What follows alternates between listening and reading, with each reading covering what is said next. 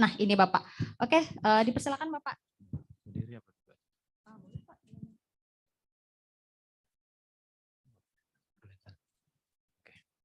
Terima kasih Mbak Moderator. Assalamualaikum warahmatullahi wabarakatuh.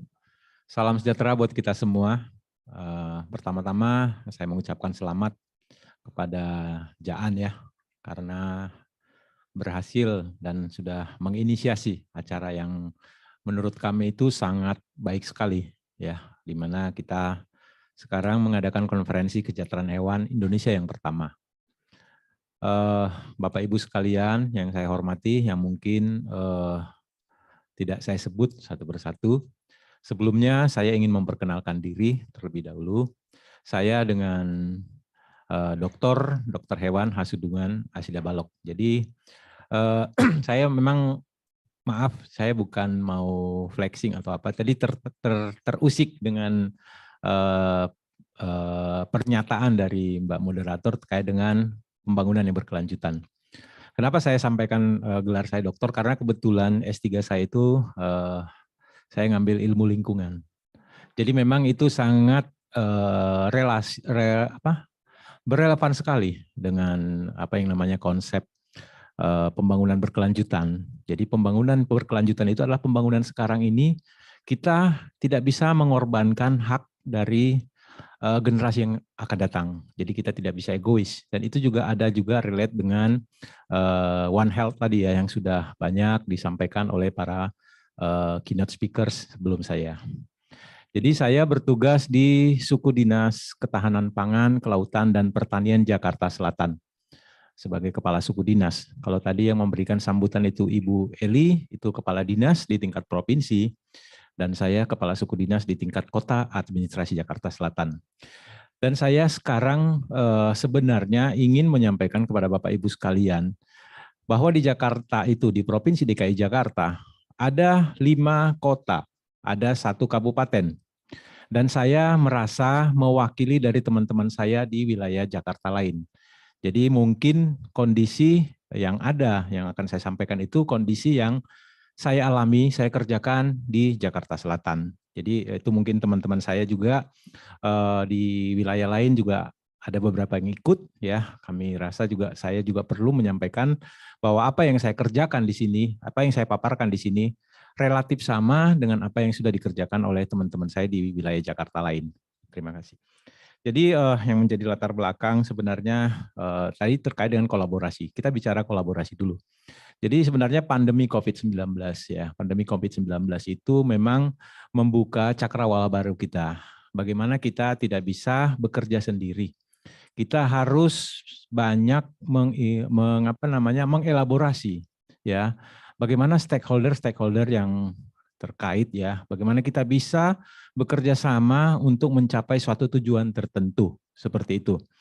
Apalagi mungkin Bapak Ibu sekalian sudah mengetahui untuk kondisi COVID-19 yang kita alami bersama pada tahun 2020, ya banyak effort, banyak dana yang digunakan oleh pemerintah untuk mengendalikan COVID tadi.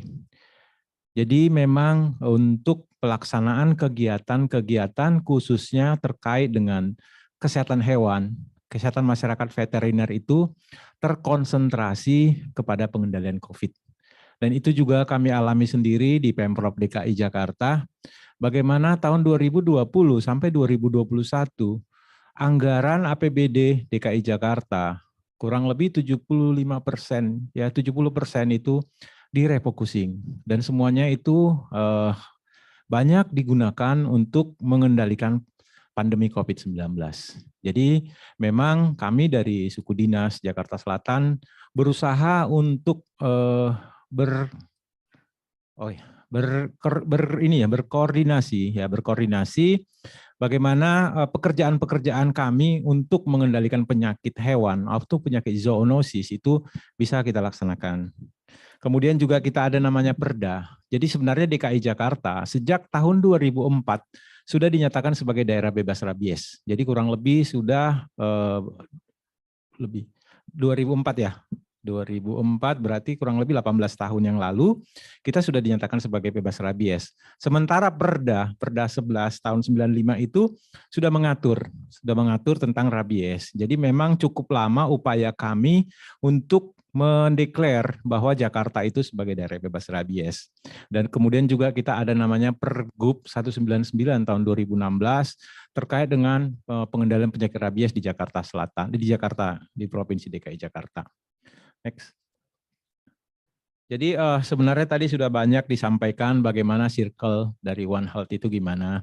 Dan ini memang saya sangat sangat setuju sekali ya bagaimana ini lingkungan itu berperan besar dalam hal kesehatan ya, satu kesehatan antara kesehatan manusia, kesehatan hewan maupun kesehatan lingkungan. Dan jadi sudah banyak juga tadi dibahas oleh pembicara sebelumnya bagaimana penyakit zoonosis, bagaimana pangan nutrisi ya, kita tergantung kepada alam, kemudian juga kepada iklim. Itu sebenarnya konsep One Health. Lanjut. Ini yang menarik sebenarnya 5 prinsip freedom dari kesejahteraan hewan ini. Jujur saja saya baru tahu bahwa ternyata dari tahun 1965 ini sudah digagas oleh salah satu peneliti dari Inggris tadi saya lihat. Dari tahun 1965. Bagaimana kita sangat ketinggalan sekali ya. Baru awal-awal tahun 2010 atau akhir 2010-an di Indonesia ini mulai kita galakkan. Sementara dari luar negeri, dari Inggris, saya lihat tadi dari tahun 1995 sudah ada, dan mereka itu berarti memang sudah berpikir jauh udah untuk penyakit-penyakit kesejahteraan hewan tadi. Nah, sekarang kepada topik. Bagaimana memang untuk di Indonesia sendiri, lanjut. Jadi memang di Indonesia Indonesia juara dunia ya dalam hal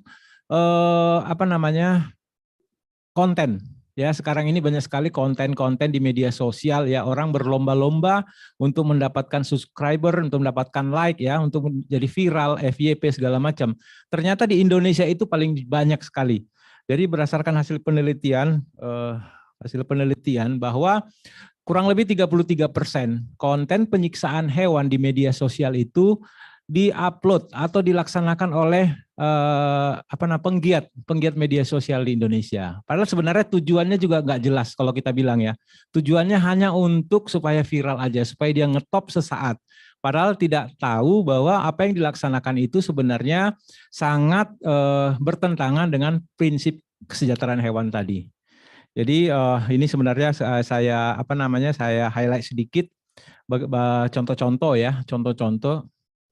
Oh ya, ya sebentar. Jadi ini ya contoh-contohnya bagaimana mungkin siksa anjing miliknya seorang perempuan di Cipondo dilaporkan ke polisi ya, seperti itu. Nah, sekarang selanjutnya berhenti sebentar. Lanjut aja. Oke, jadi terkait dengan kolaborasi, kondisi di Jakarta ya, saya sendiri bekerja di tahun 2006 di Jakarta. Jadi persepsi untuk mengendalikan kucing liar dan anjing liar sampai dengan sekarang agak berbeda yang ada di pikiran saya. Kalau dulu kita menangkap anjing dan kucing liar, bagaimana caranya supaya anjing dan kucing liar itu bisa kita tangkap tanpa dalam tanda kutip, tanpa memperdulikan cara atau media bagaimana supaya kucing-kucing tersebut lebih sejahtera. Tapi ketika kita sudah berkolaborasi dengan atau mendapatkan input dari beberapa komunitas penyayang hewan, sekarang kita sudah lebih aware dan sudah lebih peduli kesejahteraan dari kucing atau anjing yang akan kita tangkap. Itu memang sebenarnya salah satu kolaborasi atau salah satu manfaat dari kita sering berinteraksi dengan komunitas seperti itu. Kalau sekarang kita menangkap kucing liar sesuai dengan pengaduan warga, kita hanya menitipkan kandang. Nanti warga atau siapapun yang tidak ingin kucing tersebut ada atau anjing tersebut dipersilakan menangkap, memasukkan ke dalam kandang. Nanti setelah penuh baru kita bawa ke shelter, seperti itu. Itu memang berbeda dengan sebelum tahun 2017 ke bawah. Itu sebenarnya ya. Kemudian juga bagaimana juga pengendalian dari topeng monyet. Sekarang ini memang selagi banyak topeng monyet yang ada di Jakarta. Dan sudah ada aturan tertulis bahwa topeng monyet itu dilarang. dan akan didapatkan sanksi dan akan dirazia, di mana monyet-monyet yang sudah ditangkap akan dimasukkan ke shelter, kemudian direintroduksi ke habitat alaminya. Kemudian juga bagaimana kita juga peduli dengan delman. Nah, ini kami sangat sering sekali berkolaborasi dengan Jaan domestik, dengan Ibu Karin. Bagaimana kita melaksanakan vaksinasi tetanus, pemberian obat cacing, kemudian juga mensejahterakan para kusir delman, terutama pada masa pandemi COVID-19. Jadi ini yang menarik, mohon izin ya panitia sebentar, 3 menit lagi. Ini yang terkait dengan YouTuber siksa monyet. Jadi memang kita sangat appreciate sekali dengan upaya dari Bu Wiwik ya, bagaimana RKUHP baru tahun 2022 sudah bisa disahkan. Jadi memang agak berbeda. Ada konten kreator YouTube ya dari Jakarta Selatan ya, kemudian yang kasus YouTuber siksa monyet atas nama Rian Mardiansah, Jalan Kafi. Jadi memang mereka itu dia mengupload konten penyiksaan monyet dan itu sudah kita bawa ke meja hijau dan sudah dihukum ya sesuai dengan peraturan, sesuai dengan yang berlaku. Tetapi memang permasalahannya kemarin itu dia hanya didenda Rp402.000. Rp400.000, Rp2.000 dan kurungan 15 hari kurungan.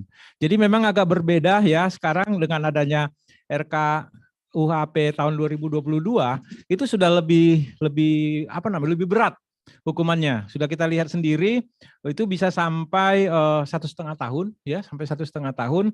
Bahkan dendanya itu kategori 3 bisa sampai denda Rp50 juta. Dan itu memang sangat kita syukuri ya. Karena apa? Karena itu bisa menimbulkan efek jerah dari orang-orang yang suka menyiksa atau mengeksploitasi dengan tidak baik. Baik itu hewan maupun satwa liar. Mungkin itu saja, Ibu. Mohon maaf kalau ini nggak semua bisa kita inikan. Kita sampaikan karena memang waktunya sangat terbatas. Lebih kurangnya saya mohon maaf. Wassalamualaikum warahmatullahi wabarakatuh.